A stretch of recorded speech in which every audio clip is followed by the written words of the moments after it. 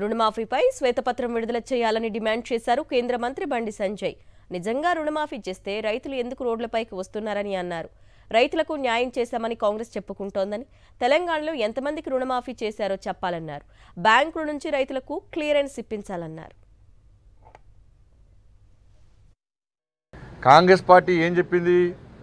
సోనియమ్మ birthday రోజు 40,000 కోట్ల రూపాయలు రుణమాఫీ చేస్తామన్నారు. మరి సోనియమ్మ బర్త్డే అయిపోయింది, మళ్ళీ నెక్స్ట్ బర్త్డే కూడా వస్తున్నది. మరి ఇది సోనియా గాంధీ గారిని అవమానపరిచినట్ట కాదా?